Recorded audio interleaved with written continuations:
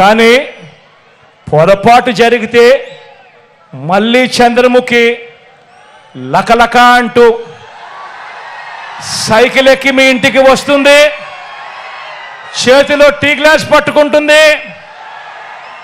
మళ్ళీ మరో 5 సంవత్సరాలు మీ ఇంట్లో మీ రక్తం తాగేందుకు వస్తుంది అని చెప్పి ప్రతి ఇంటికి వెళ్ళి చెప్పండి. పొరపాటు చేయొద్దు అని ప్రతి ఇంటికి వెళ్ళి చెప్పండి. చంద్రబాబుకు ఏ ఒక్కరైనా కూడా ఓటు వేయటము అని అంటే దాని అర్థం ఏమిటో తెలుసా? చంద్రబాబుకు పొరపాటున ఏ ఒక్కరైనా ఓటు వేయటము అని అంటే దాని అర్థం ఏమిటో తెలుసా? మనమే మనకు అందుతా ఉన్న మన పథకాలన్నింటినీ కూడా రద్దు చేసేందుకు మనమే ఓటు వేయటము అని చెప్పి ప్రతి ఇంటికి వెళ్ళి చెప్పండి.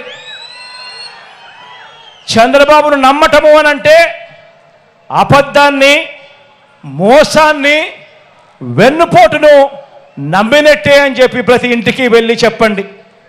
ఒక్కసారి చంద్రబాబు నాయుడు గారి గురించి చెప్పేటప్పుడు ప్రతి ఒక్కరూ కూడా ఆలోచన చేస్తూ చెప్పండి.